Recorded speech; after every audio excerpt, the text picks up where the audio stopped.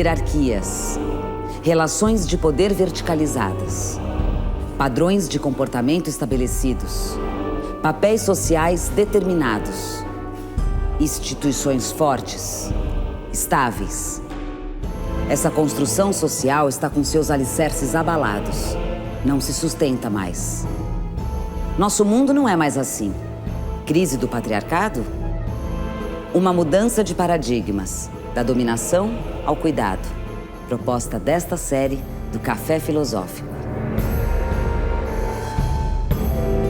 Por centenas de anos, e talvez até hoje, homens e mulheres têm sido criados de acordo com padrões estabelecidos por uma visão patriarcal.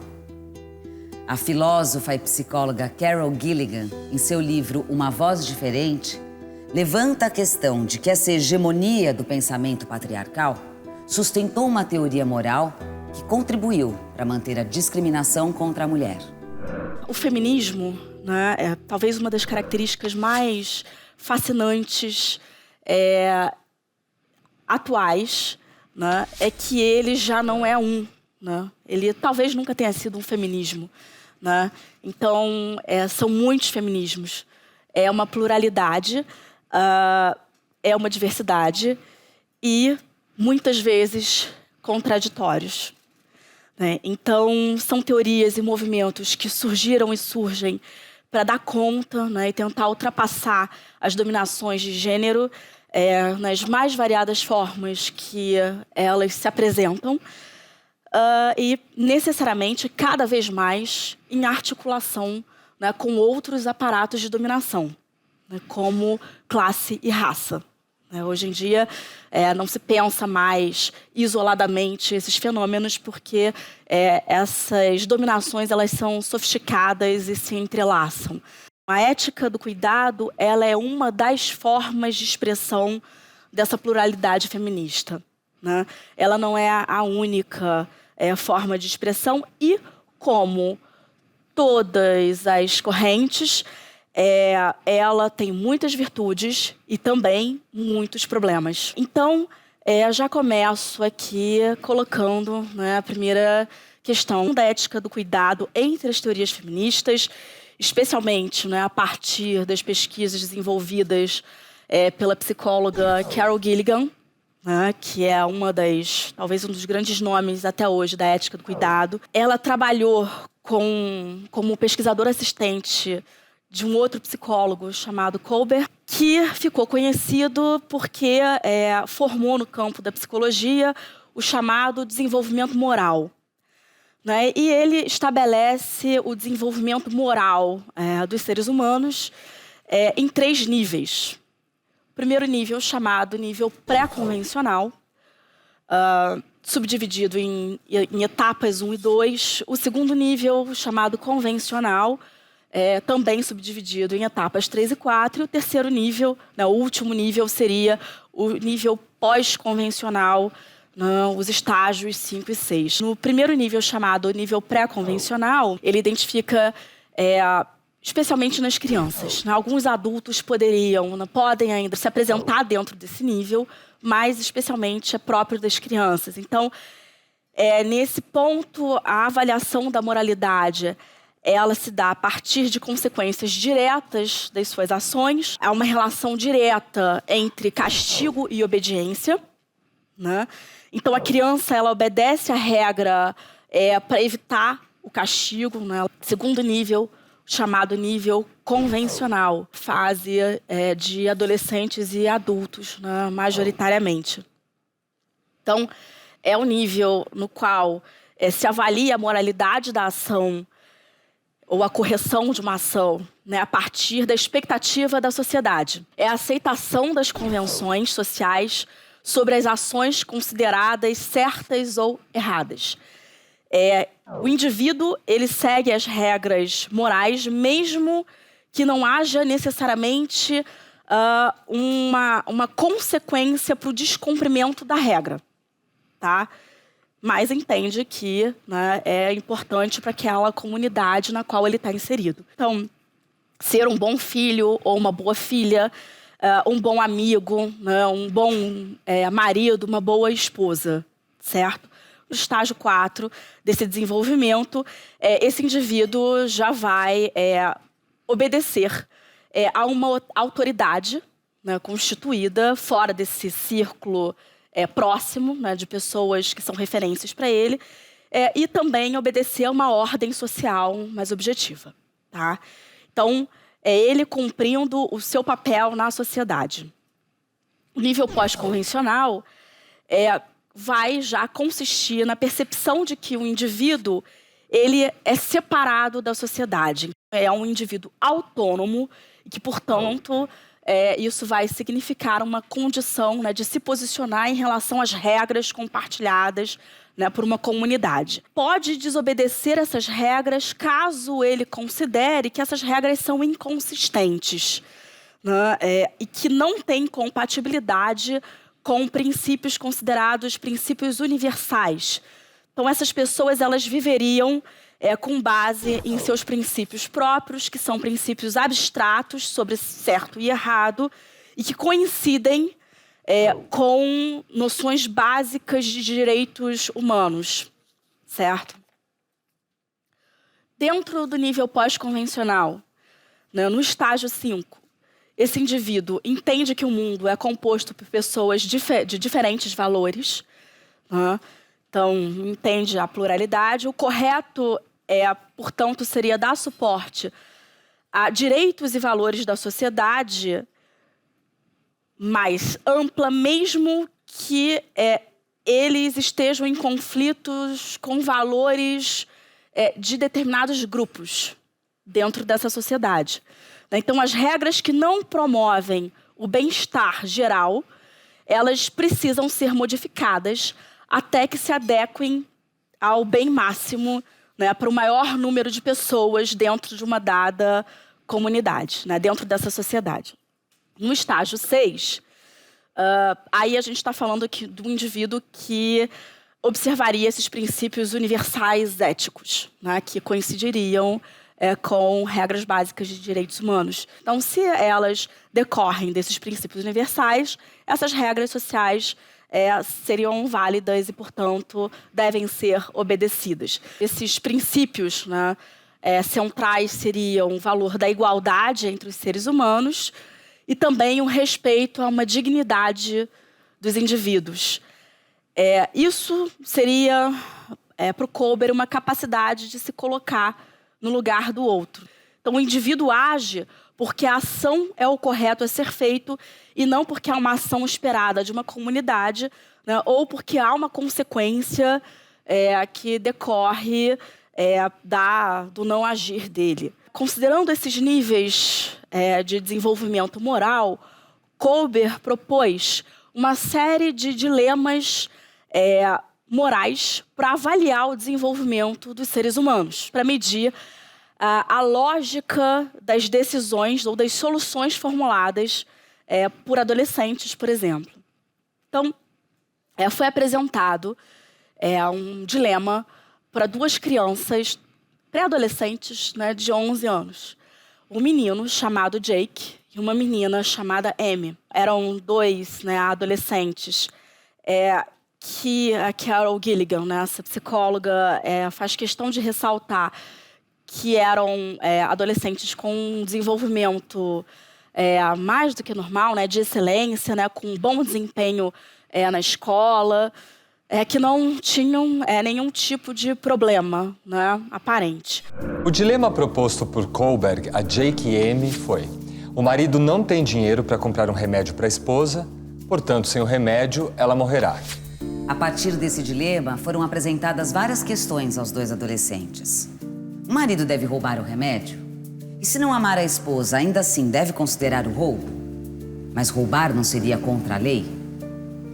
Então, Jake responde: o marido deve roubar o remédio. Uma vida vale mais do que dinheiro. Mesmo que ele não ame a esposa, há uma diferença entre odiar e matar. Se o marido fosse pego, o juiz provavelmente acharia que era a coisa certa a se fazer. Quanto ao fato do roubo ser uma infração à lei, Jake diz: a lei é feita pelo homem, está sujeita a erros, pode não contemplar todas as situações. Fascinado pela força da lógica, Esse menino de 11 anos encontra a verdade na matemática dizendo: é a única coisa que é totalmente lógica. Jake, né, o menino, ele desde o início ele vai afirmar categoricamente, né, que o homem deve roubar o remédio para salvar a vida da esposa. Então, ele enxerga já esse dilema, esse conflito, né, como um conflito entre valores vida e propriedade. O menino, ele equiparou, né, esse problema moral, né, ele assume, né, olha, isso é um problema de matemática com seres humanos. Né, então, ele enxerga esse problema como uma equação e produz uma solução para essa equação, a partir dessa constatação. Já Amy, né, quando é submetida ao mesmo dilema, ela responde da seguinte forma: pode haver outras formas além de roubar. Tipo, se ele pudesse pedir o dinheiro a alguém ou fazer um empréstimo. Mas ele não deve roubar o remédio. Mas a sua esposa também não deve morrer. Mesmo que ela não fosse a sua esposa, ou que ele não a amasse mais. Se ele roubasse o remédio, talvez salvasse a esposa. Mas se ele fizer isso, pode ter que ir para a cadeia.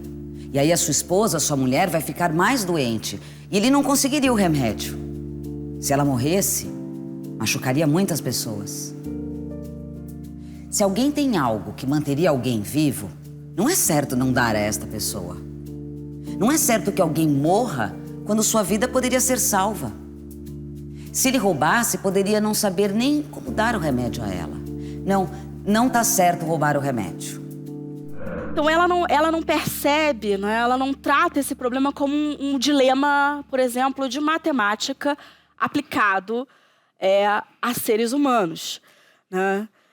Mas sim como um problema de relações. Ela vai, na verdade, avaliar o impacto, né, que o roubo pode ter nas relações do próprio marido e do marido com a esposa. Para ela, então, esse dilema, né, não surge de uma afirmação de direitos do dono da farmácia, né, em relação a uma defesa da propriedade em detrimento da vida, né, mas da falta de resposta do dono da farmácia, né, da falta de compreensão. O que ela vai observar é que essa menina ela constrói um dilema diferente.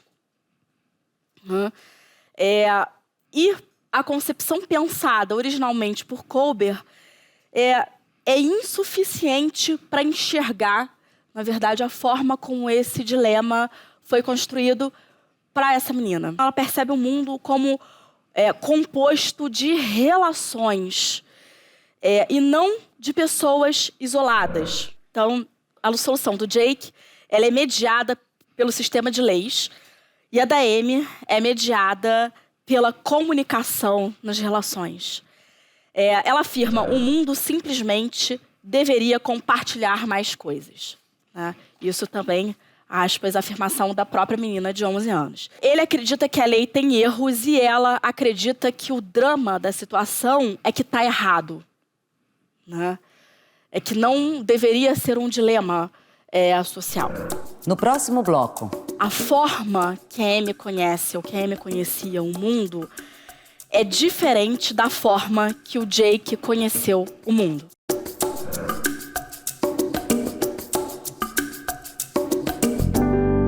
O diferente se destaca porque foge a um padrão estabelecido.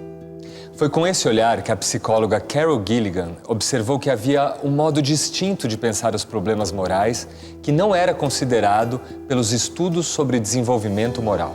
É uma voz diferente, não pelo sexo, mas mal avaliada por ser vista pela ótica patriarcal e por uma moral teórica limitada na sua compreensão sobre a condição humana.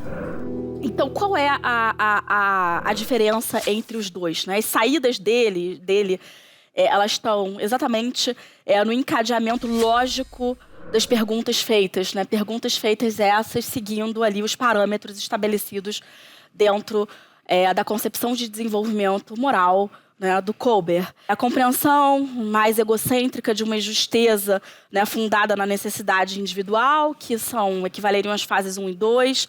Ele né, evolui, acredita que a lei tem erros, vai apontar para uma concepção mais ancorada nas convenções sociais, vai fazer essa avaliação, né, e vai chegar a uma lógica mais autônoma, né, conseguindo avaliar, inclusive, que essa lei ela é incompatível, né, com uma concepção de justiça com os princípios da igualdade, da reciprocidade.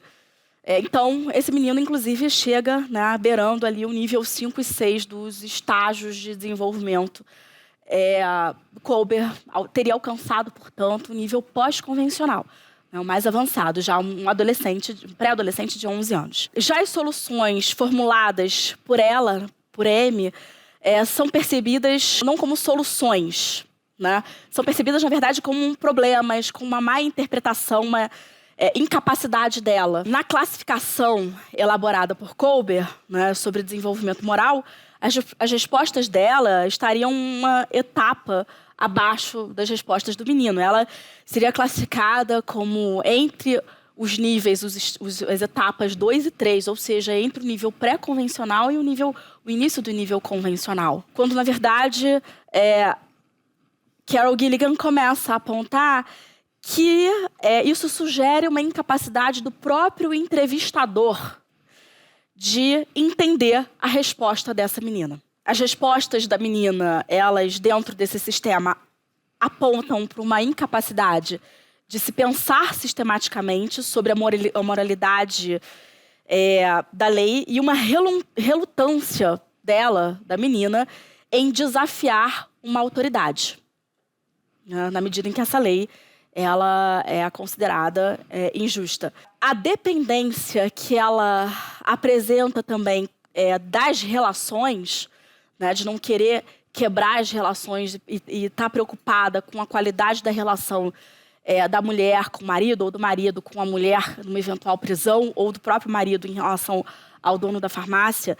Essa dependência das relações, ela também sugeriria, nessa concepção de desenvolvimento moral, uma vulnerabilidade, uma eterna dependência dessa dinâmica das relações e das conexões sociais.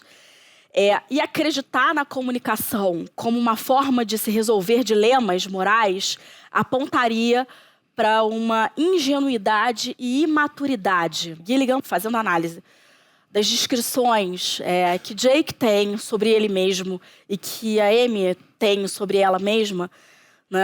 A Amy, ela, objetivamente, ela transmite uma ideia de uma pré-adolescente, né, bastante segura, confiante de suas crenças, certa de que pode fazer alguma coisa para mudar o mundo, né? Não havia nenhuma outra razão objetiva para desconfiar de um comprometimento do desenvolvimento moral dessa menina, dessa pré-adolescente. Só que a forma que a Amy conhece, ou que a Amy conhecia o mundo, é diferente da forma que o Jake conhecia o mundo. Né? Então, é como se, de fato, o mundo da Amy fosse um mundo de relações e ter a consciência da conexão entre as pessoas, na verdade, nos colocaria o reconhecimento da responsabilidade, né, que nós temos uns em relação aos outros. Né? Então, estar inserido nessa dinâmica de relações, reconhecer essa necessidade das conexões sociais, nos coloca realmente como responsáveis, tá? Socialmente, né, uns com os outros. O julgamento do Jake já reflete uma lógica baseada na justiça, mas a avaliação da Amy, ela vai refletir o que a autora chama de ética do cuidado. Então, ela não percebe os atores como desse dilema como rivais, né, como estando numa disputa, e sim como inseridos numa rede de relações. Essa rede de relações, por outro lado, é fundamental para a continuidade da existência desses atores. E é fundamental para a continuidade da existência, né, da vida humana. Ela não vai avaliar se o marido deve ou não deve agir. Na verdade, né, o que a gente percebe é que a ação, para ela, é dada, né? Ele vai agir. Agora, a preocupação dela é que tipo de ação que esse marido, né, vai ter. Não é a qualidade da ação. Tá? E depois, né, como que essa ação pode ou não pode perturbar essas relações. O entrevistador, na verdade, demonstra uma naturalização de um determinado modo de agir, né, mas que a autora vai dizer que é um modo de agir situado. Tá? A Amy pressupõe a necessidade de uma ação, mas reflete sobre a forma dessa ação. E o entrevistador, ele está o tempo inteiro manifestando uma incapacidade, né, de trabalhar com uma resposta ou com uma qualidade de resposta que não foi pensado sequer dentro do sistema de Kolber. Então, que é absolutamente desviante dentro, né, dessa noção de desenvolvimento moral. Então, o entrevistador, na verdade, ele não consegue ouvir a Amy. Ele não está preparado para ouvir a Amy. Né? Ele não enxerga a lógica da resposta de Amy. Então, o interessante é que essa autora, né, essa psicóloga, ela inverte, né, a análise. Ela observa que, na verdade, faltam pressupostos, né, para esse entrevistador conseguir avaliar o desenvolvimento moral da menina. Jake, ele claramente enxergou um problema, um dilema entre a vida e a propriedade. E a Amy, ela vai perceber uma fratura nas relações humanas. O Jake, ele usa o roubo para evitar o confronto, né, e recorre à lei para mediar uma disputa. Então, ele transpõe uma hierarquia de poder para uma hierarquia de valores, né? E neutraliza um conflito relacional, né? Um conflito entre pessoas. Como ele transforma isso em algo impessoal. A Amy, ela promoveu um deslocamento. Então, em vez de ser um problema de dominação injusta, passa a ser um problema de uma exclusão desnecessária, né, da sociedade, decorrente de uma incapacidade do dono da farmácia de responder a essa mulher doente. Então, temos duas imagens, né, nessas formas diferentes de pensar sobre o mesmo problema original. Né? Então, uma forma hierárquica que vai levar a um reconhecimento da vida, né, como, né, superior em relação à propriedade, e a de rede, que não é uma imagem hierárquica, mas sim, né, de horizontalidade. Né? Daí a questão relacional. Né? Então, na verdade, são duas perspectivas de moralidade, sem que elas sejam antagônicas, né? Sem que elas sejam opostas e sem que elas sejam também sequenciais, né? Ou seja, sem que uma seja melhor que a outra. São posições diferentes. Durante o tempo de pesquisa dela e no grupo que ela possui, ela vai aplicar dilemas, né? Vai continuar aplicando a dilemas a adolescentes e a jovens adultos, né? Para medir a forma como a violência está no imaginário dos homens e dos meninos, né? E, enfim, se ela ingressa, como ela ingressa no imaginário das meninas. Né? Então, para o menino, né? E depois ela vai constatar que para os homens né, nos quais ela replicou, né, esses dilemas morais, o mundo é percebido como em eterno confronto. E as conexões são literalmente explosivas. Né? Estar com o outro, né, pode realmente ser algo explosivo. Para a menina, né, na verdade, o problema é a descontinuidade das relações. Né? Então, e Kolber não conseguiu enxergar isso. Né? O sistema de Kolber não vai conseguir enxergar isso. O desenvolvimento na menina vai ocorrer numa continuidade dessas relações, não no rompimento, não na explosão dessas relações. O que no sistema de Kolber é uma falha, para Gilligan é uma capacidade de expansão do cuidado, né, em vez dessa falha na relação.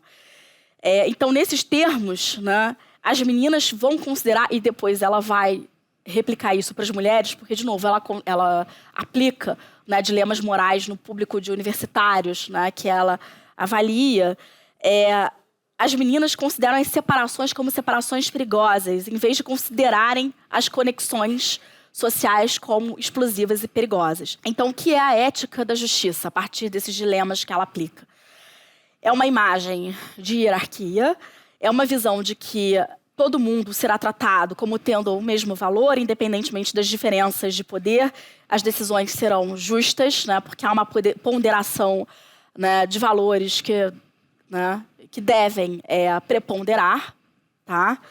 Independentemente das considerações de uma dada sociedade. E a ética do cuidado, na verdade, é a percepção de que todo mundo será incluído, ou todos terão resposta, e ninguém deve ficar isolado ou deve sofrer, né? Então aí os dois paradigmas, tá, colocados a partir da interpretação que a Carol Gilligan faz, né, desses dilemas e dessas avaliações. No próximo bloco. Essa ética do cuidado sofreu muitas críticas, né, dentro, especialmente, das teorias feministas.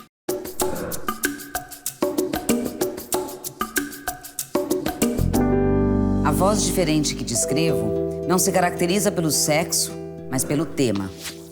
Sua associação com as mulheres é uma observação empírica e seguirei seu desenvolvimento basicamente na voz das mulheres. Mas esta associação não é absoluta. E os contrastes entre as vozes femininas e masculinas se apresentam aqui para colocar em destaque uma distinção entre os modos de pensamento e para enfocar um problema de interpretação mais do que para representar uma generalização sobre um e outro sexo.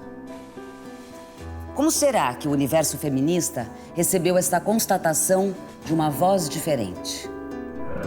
Saindo das considerações dela e da formulação da ética do cuidado, né, em termos de teorias feministas, na verdade, a igualdade sempre foi, né, sempre constituiu um ponto central para qualquer movimento, né, de pessoas oprimidas, né, e entre esses movimentos minoritários também o movimento feminista. Foi muito comum no feminismo ocidental, né, especialmente aí no seu surgimento, né, uma reivindicação, na verdade, por liberdades iguais às desfrutadas pelos homens. Quando a gente estuda, né, a história dos movimentos feministas, a gente já vê que há pluralidade, né, e divergências nas formas de luta, mas a narrativa acaba, né, sendo sempre através da lente hegemônica. Dentro das minorias também há, pasmem, né, a hegemonia, a experiência hegemônica. Então, na verdade, né, talvez a marca dessa primeira forma de luta tenha sido a luta pelo sufrágio, sim, uma luta, né, por uma participação na esfera pública em condições de igualdade ou desfrutando, né, de um mesmo patrimônio jurídico, tá? Foi o que, na verdade, conseguiu, digamos, um sucesso, né, especialmente a partir da segunda metade do século XIX, virada do século XX. Mas depois, né, há uma certa percepção, sim, começa a haver uma percepção de que é insuficiente pleitear uma inserção, né,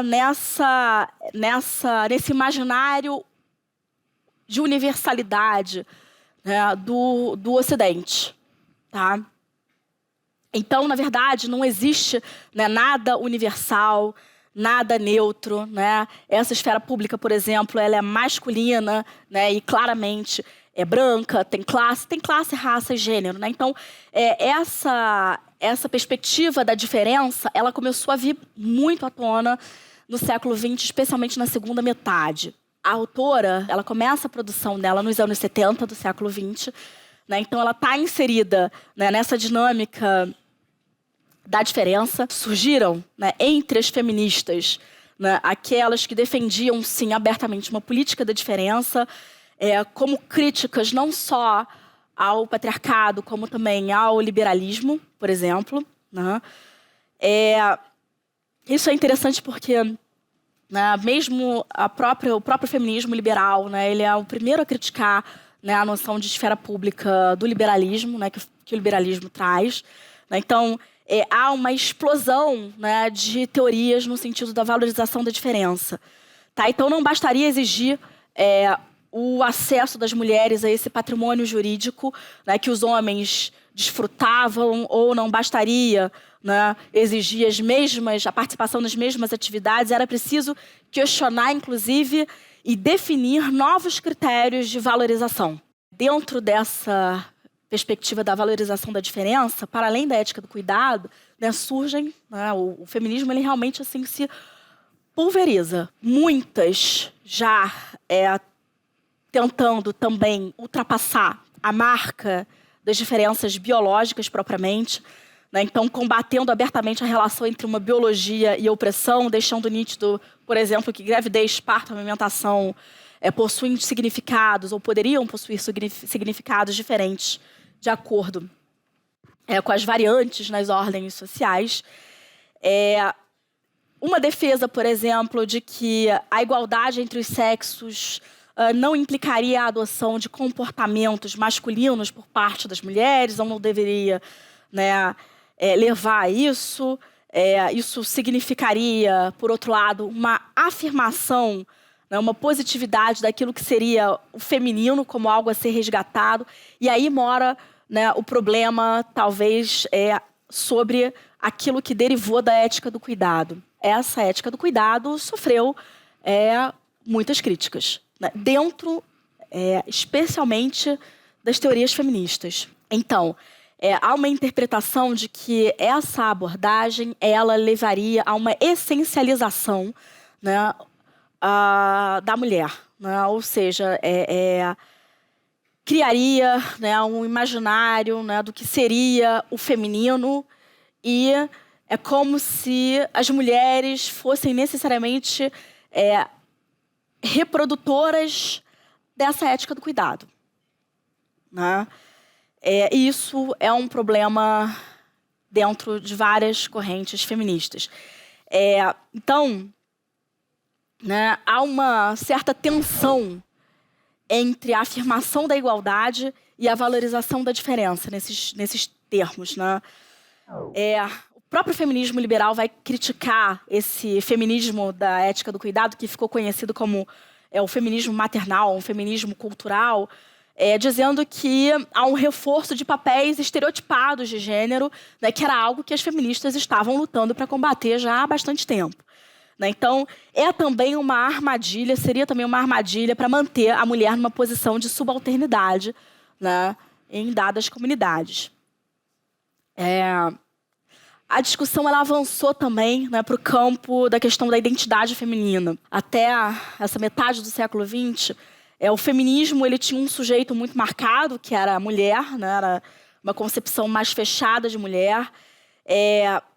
E as correntes pós-estruturalistas, né, que ganharam muita força, especialmente a partir dos anos 90, mas que a questão, né, LGBT começa a colocar lá nos anos 70, também começam a exigir uma desestabilização da identidade feminina. O receio era que a ética do cuidado acabasse, de fato, engessando, né, as mulheres nesse papel.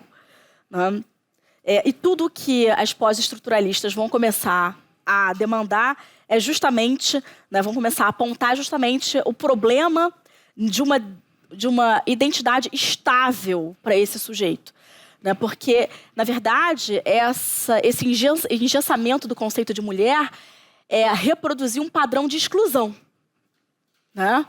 É como se a exclusão promovida pelo que a gente entende como patriarcado, agora fosse aplicada para dentro das tensões de gênero, na medida em que a mulher tem um conceito fechado. Então, todas aquelas, né, que não se encaixam naquele padrão não poderiam ser consideradas mulheres, não seriam, né, abarcadas por essa luta.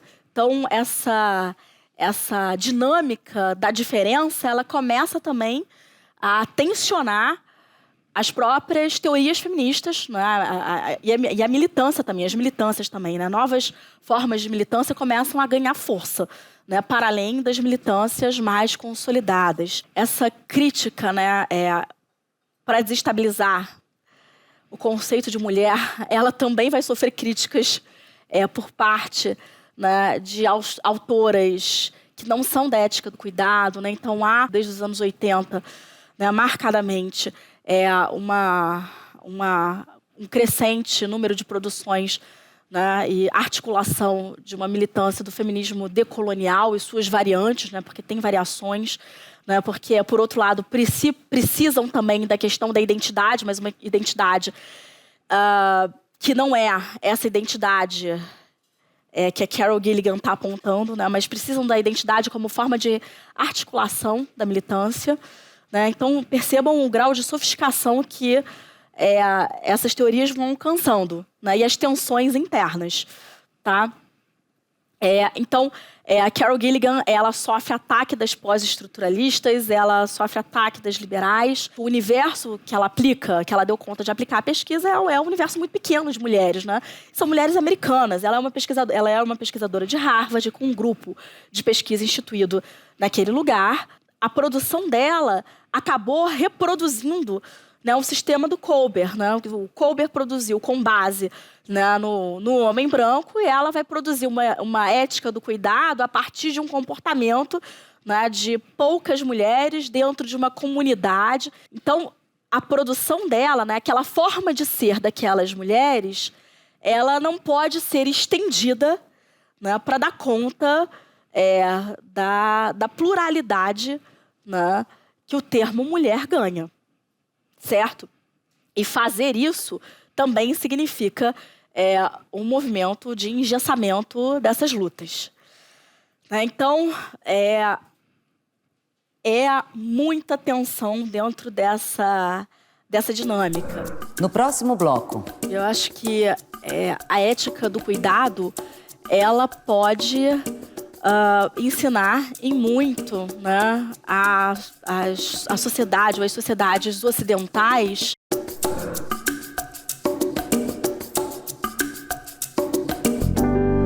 Em meio a uma estrutura patriarcal, o cuidado é uma ética feminina. Em meio a uma estrutura democrática, o cuidado é uma ética humana. A ética do cuidado feminista é uma voz diferente em meio à cultura patriarcal, porque ela junta razão com emoção, mente com corpo, self com relacionamentos, homens com mulheres, resistindo às divisões que mantêm uma ordem patriarcal. A Carol Gilligan, ela escreve depois, né? Como eu falei, ela pensa, a grande obra dela, né, nos anos 70, ela depois vai reeditar, um dos livros dela, né, que traz a teoria mais a fundo. Ela escreve uma carta aos leitores já em 1993, né, e diz, olha, na verdade, foi colocada ela, né, essa questão, ela foi muito pressionada por conta da diferença biológica, né, então a diferença entre homens e mulheres, ela é biológica, ela é marcada nesse nível, ela é socialmente construída, como é que ela foi pressionada nesse sentido, né? Ela considera esse tipo de questão uma questão absolutamente perturbadora, porque é uma forma de colocar a pergunta que, na verdade, leva ao entendimento de que ou homens e mulheres são geneticamente determinados, ou então eles são pura e simplesmente fruto, né, de construção social, né, sem possibilidade nenhuma de reflexão e posicionamento, né, em relação ao mundo. Então, isso é um problema. Para além das tensões em relação à questão de gênero, eu acho que a ética do cuidado, ela pode ensinar em muito, né, a sociedade ou as sociedades ocidentais. Então, apesar das críticas dentro das vertentes, né, e dos dilemas de gênero,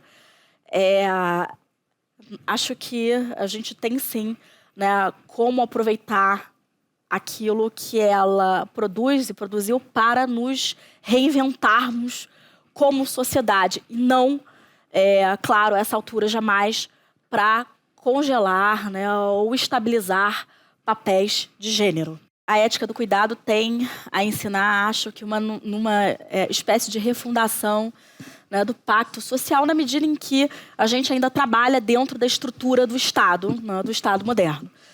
Alguns entendem que ele está ruindo, outros entendem que ele está melhor do que nunca, que o projeto é esse mesmo, mas independentemente dessas circunstâncias, né, de fato, a valorização, né, ou colocar no centro as relações sociais traz para a gente a necessidade urgente de implementação, né, dessa categoria de direitos também atualmente fundamentais, né? Atualmente não, né? Desde o início do século XX, fundamentais, mas que nunca tiveram efetivamente, né, especialmente aqui na realidade brasileira, o mesmo grau de prestígio, né, de categorias mais consolidadas dentro dos direitos fundamentais, que é a noção de direito individual, né, a integridade física, né, a vida, como a propriedade privada, né, como o liberalismo valoriza, tá, e põe no centro. O que seria essa categoria dos direitos sociais? São, de fato, um aparato, uma rede, né, de proteção colocada pelo Estado, né? Uma rede de apoio e de sustentação das relações sociais. Então, a gente está falando de prestações, né, de direitos por parte do Estado, prestações que a gente chama no direito de prestações positivas, né? Ou seja, o Estado precisa agir promovendo, por exemplo, a saúde, a educação, né, direitos trabalhistas, né, uma rede de assistência social para tornar a vida humana mais sustentável, né, e menos dura, né? Acho que essa seria a função do direito, né, nesses termos. Isso é algo que a gente luta aqui arduamente e que não consegue consolidar, né, que quando passa perto de consolidar, rasga, né, pura e simplesmente. Mas é um patrimônio jurídico que pode garantir efetivamente uma segurança social, né, porque comprovadamente sociedades que possuem relações economicamente, né, mais justas e tem uma rede de amparo, né, social mais estabelecidas, são sociedades muito menos violentas. A efetiva garantia dos chamados direitos sociais, né, da saúde, da educação, de uma rede de amparo social, dos direitos de consolidação de direitos trabalhistas, das licenças que eu gosto já de chamar, né, de licenças familiares ou parentais, né, isso traz uma segurança social e torna as nossas relações muito menos doentes, né? Então, é fundamental nesse aspecto. E para além da implementação desses chamados direitos sociais, né, ainda há uma outra categoria de direitos, né, que a gente chama de direitos difusos, que seriam os chamados direitos de terceira geração ou dimensão dentro dos ordenamentos jurídicos, né, que, para além de um pacto social, né, de um dado momento, que garantem essa segurança e essa conexão, né, de uma sociedade naquele momento, envolve uma questão de projeção geracional, né? Então, um compromisso entre gerações, que também a gente vê ruir nos tempos atuais. Uma grande área, né, do direito, como o direito ambiental, né, tem como ponto central um esforço de preservação, né, do meio ambiente em toda a sua coletividade, para que as gerações futuras ou a geração imediatamente, né, posterior à nossa receba, por exemplo, um planeta nas mesmas condições ou, né, o ideal, em condições melhores. Hoje também existem, né, variantes feministas do ecofeminismo que vão resgatar a ética do cuidado, né, vão trazer isso para a questão ambiental, trabalhar diretamente fazendo essa conexão, né, na medida em que o meio ambiente precisa ser enxergado também, né, e protegido e tutelado, né, de forma conectada. Não adianta você proteger a água ou o solo, né, ou, enfim, o ar, porque, né, há uma circulação necessária. E a contaminação, a gente bem sabe, né, que ultrapassa barreiras e fronteiras. Um outro grande exemplo de tutela jurídica importante, né, que significa um pacto geracional, é a tutela do patrimônio cultural, né? Então, isso também é fundamental, né? Então, essa ética do cuidado, ela pode aprimorar esse pacto geracional e aprofundar, né, o pacto social de uma determinada comunidade jurídica. Eu gosto sempre de dar o exemplo também da questão da licença parental, né? A gente não tem, lamentavelmente, aqui na nossa ordem jurídica a licença parental. A gente tem a licença maternidade, né, que, pasmem, né, no Estado brasileiro é um dos países que melhor consolidou esse tipo de proteção, né? É usufruído, em regra, pela mulher, né? A jurisprudência ela já permitiu que o homem, o pai, usufrua caso a mulher morra ou no parto ou, né, no decorrer da licença, né? Tem aberto, né, a possibilidade de exercício da licença para casais homoafetivos, para que um membro, né, exerça a licença em caso de adoção, por exemplo. Mas, né, a pegada da licença parental, ela ajudaria, né, a possibilidade do exercício, de fato, né, pelos responsáveis por uma criança, a redistribuir esse papel dos cuidados, né, na medida em que colocaria, né, duas pessoas na fruição desse tempo, né. Mesmo nos lugares em que essa licença é mais consolidada, os grandes exemplos são os estados nórdicos, né? Por exemplo, Finlândia, a Noruega e Suécia têm modelos bem consolidados de licença parental. A licença ela é alternada. Já é um quadro um pouco melhor, justamente porque parte do princípio da ética do cuidado, mas já coloca a questão do cuidado no centro e redistribui ou caminha, né, para redistribuir esses papéis que antes, né, ou que, né, ainda estão, por exemplo, na realidade brasileira, consolidados ainda na mão das mulheres. Por isso que eu disse que, para além, né, das tensões dentro das próprias teorias feministas, a gente tem a possibilidade, de fato, de refundar um pacto social a partir, né, desse paradigma da ética do cuidado. Isso traria consequências muito interessantes para o direito, né, para a noção de direitos fundamentais. A gente tem, sim, né, como aproveitar aquilo que ela produz e produziu para nos reinventarmos como sociedade. E não, claro, a essa altura jamais para congelar, né, ou estabilizar papéis de gênero. Mais reflexões no site e Facebook do Instituto CPFL e no canal do Café Filosófico no YouTube. Se, né, o gênero não é discutido nas escolas, evidentemente, isso dificulta e muito qualquer transformação social, né, acerca dos papéis de gênero. E a intenção é essa mesmo, né? A intenção é atrapalhar, que de fato é para atravancar, né, esses avanços.